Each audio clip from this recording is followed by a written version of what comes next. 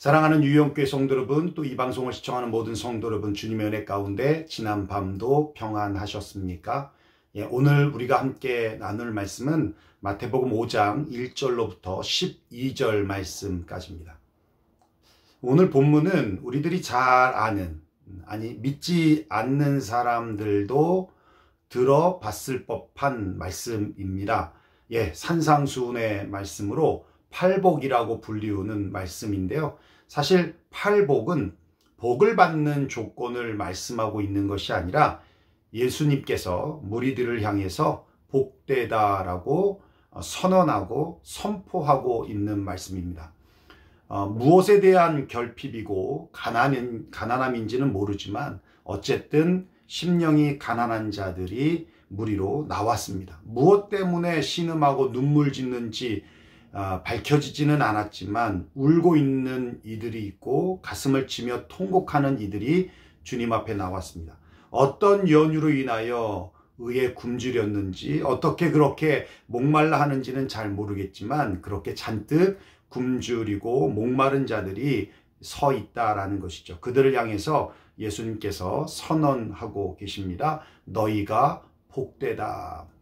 특별히 당시 예수님을 보러 온 자들에게도 분명 위로와 힘이 되어지는 말씀이겠지만 11절 12절에 보면 나로 말미암아 너희를 욕하고 박해하고 거짓으로 너희를 거슬려 모든 악한 말을 할 때에는 너희에게 복이 있나니 기뻐하고 즐거워하라. 하늘에서 너희의 상이 큽니다. 너희 전에 있던 선지자들도 이같이 박해하였느니라 라고 말씀하고 있어요. 이 말씀이 지금 누구에게 들려주고 있냐면 1세기를 살아가는 초대교회 성도들에게 들려주고 있다라고 여러분 한번 생각해 보십시오. 지금 핍박과 박해 현장에서 두려움과 불안을 밥 먹듯이 할 수밖에 없었던 그들에게 이 말씀이 얼마나 큰 위로가 되고 힘이 되었겠습니까? 믿음의 배교와 배신도 많았던 그런 때에 믿음을 지키겠다라고 숨어 지내며 숨죽이며 살아야 했던 초대교회 성도들에게는 이 말씀이 믿음을 붙돋우어주는 말씀임에 틀림없었다라는 것이죠. 또 지금은 그런 때는 아닙니다만 삶의 현장에서 믿음을 지키기 위해 손해를 감수하고 인내하며 살아가고 있는 우리 표처럼 나는 에브리데이 크리스찬입니다 라고 하며 정체성을 가지고 살아가는 현대의 성도들에게 또한 큰 위로와 힘이 되어지는 말씀이다 라고 믿습니다. 자, 그러면 우리가 본문을 읽고 오늘 우리에게 주시는 메시지를 함께 나누도록 하겠습니다. 제가 1절부터 봉독해 올리겠습니다. 예수께서 무리를 보시고 산에 올라가 앉으시니 제자들이 나온지라 입을 열어 가르쳐 이르시되 심령이 가난한 자는 복이 있나니 천국이 그들의 것이며.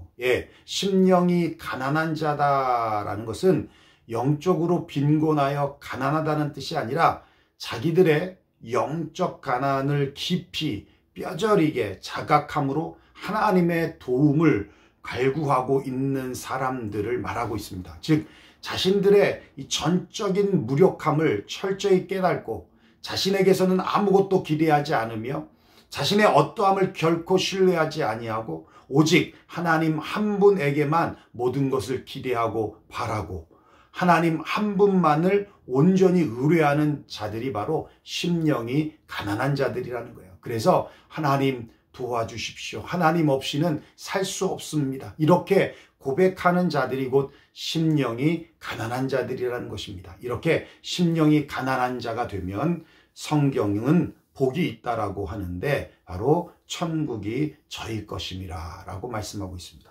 4절 볼까요? 애통하는 자는 복이 있나니 그들이 위로를 받을 것이며. 예수님께서 말씀하시는 애통함의 눈물은 주님이 이 땅에서 흘린 눈물을 의미합니다. 성경은 예수님께서 3번의 눈물을 흘리셨다라고 말씀하고 있는데 첫 번째가 나사로의 죽음 때에 흘린 눈물입니다. 나사로가 왜 죽었습니까? 죄 때문이죠. 죽음이 들어왔기 때문에 죽었습니다. 그래서 사랑하는 사람들과 이별을 해야 하는 아픔을 안고 우리 인간들은 살아가게 되는 것입니다. 그 장례식장에서 예수님은 눈물을 흘리셨습니다. 즉 죄에 대하여 흘리는 눈물이었습니다. 먼저 자신의 죄 때문에 애통하는 자가 복이 있다는 것입니다. 많은 사람들이 죄에 대하여 무감각해졌습니다. 죄를 짓느냐 안 짓느냐보다는 들켰느냐 안 들켰느냐가 더 중요한 시대입니다. 형무소에 가 있는 사람들은 들킨 죄인이고 여기에 있는 사람들은 안 들킨 죄인일 뿐인 것입니다. 들킨 사람은 죄인이지만 안 들킨 사람은 의인이요 애국자가 되는 것입니다. 그러나 아무리 이런 식으로 합리화해도 우리 마음속 깊은 곳에 남아있는 이 양심의 소리는 외면할 수 없는 거예요.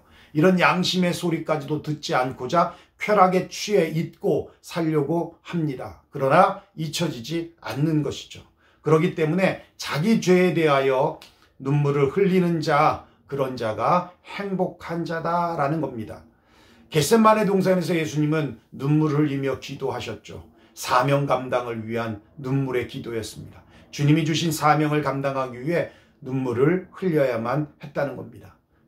사명을 감당함에 있어서 어려움이 있고 환난이 있습니다. 그때 포기하거나 물러서는 것이 아니라 주님께 애통하십시오. 주님께 눈물을 흘리며 감당할 수 있는 힘과 능력을 달라고 여러분 기도하십시오.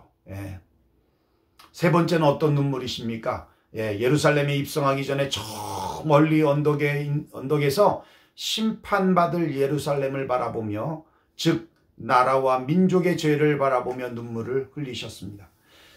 역대하 7장 14절에 말씀하고 있습니다. 내 이름으로 일컫는 내 백성이 그 악한 길에서 떠나 스스로 겸비하고 기도하여 내 얼굴을 구하면 내가 하늘에서 듣고 그 죄를 사하고 그 땅을 고칠지라. 믿는 우리들은 나라와 민족들을 위하여 우린 기도해야 합니다. 주님은 우리에게 분명히 말씀하고 있습니다. 애통하는 자가 복이 있나니 저희가 위로를 받을 것이며. 주님의 위로가 무엇입니까? 죄를 용서하시는 위로이고 관계가 회복되어지는 위로이고 사명을 위한 위로와 격려입니다. 5절 볼까요? 온유한 자는 복이 있나니 그들이 땅을 기업으로 받을 것이며. 이 말씀은 참 역설적입니다. 땅을 얻으려면 싸움을 해서 쟁취해야 합니다. 그러기 위해선 힘이 있어야 하고 강한 자가 되어야 합니다. 그런데 예수님은 강한 자가 땅을 기업으로 받을 것이 아니라 온유한 자가 땅을 기업으로 받는다고 말씀하고 있어요. 그러면 온유한 자란 어떤 자를 말합니까? 아주 간단해요. 하나님께 잘 길들여진 자를 온유한 자라고 하는 겁니다. 성령의 지배를 받는 자를 온유한 자라고 하는 것입니다. 하나님과의 관계에서의 온유는 순종함으로 나타나고, 사람과의 관계에서는 온유함이란 인내와 절제와 조화와 포용력을 말하는 겁니다. 그러면 주님이 땅을 기업으로 받는 축복을 주신다라고 하셨어요. 여기서 땅이란 약속의 땅인 가나안, 즉 신약 시대에는 천국을 의미하고, 이 땅에서는 공간적인 땅, 살고 있는 터전이 아니라 땅에 발을 붙이고 살아가면서 얻는 복 전체를 땅이라고 우리가 이해하면 좋을 것이라 생각합니다. 여러분 명심하십시오. 오늘 본문을 보면서 예수님께서는 온유한 자가 땅을 소유할 때 스스로 소유한다라고 말씀하고 있지 않고 기업으로 받는다라고 말씀하고 있어요. 기업으로 받는다는 의미가 무엇입니까? 그것은 땅이 자기에게 상속되는 것이고, 자신은 가만히 있어도 저절로 자기에게로 넘어오는 그런 의미를 가지고 있다는 겁니다. 자기가 노력하여 얻는 것을 기업으로 받는다라고 하지 않는 것이죠. 다시 말하면 주님이 주시는 것이다. 그렇죠? 그러기에 우리가 온유한 자가 되어서 성령에 늘 순종하고 주의 뜻을 행하는 자가 된다면, 그러면 이 땅에 살아가는 모든 삶 가운데 주님이 주시는 그 기업으로 주시는 복이 우리에게 넘쳐나게 될 줄로 믿습니다. 6절 볼까요? 의에 줄이고 목마른 자는 복이 있나니 그들이 배부를 것이며. 의에 줄이고 목마른 자란 하나님을 알고자 하는 자, 그리스도를 알고자 하는 자를 가리켜서 의에 줄이고 목마른 자라고 합니다. 목마름과 줄임이라는 단어는 단순히 몇 길을 걸음으로 줄임이 아니라 운동 후 갈증에 대한 목마름이 아니라, 줄임과 목마름은 먹지 아니하면 죽고 마시지 아니하면 살 수 없는 것을 의미합니다. 그런 절박하고 간절한 상태를 의미하는 거예요. 여러분은 정말 주님에 대하여 줄이고 목말라 하고 계십니까?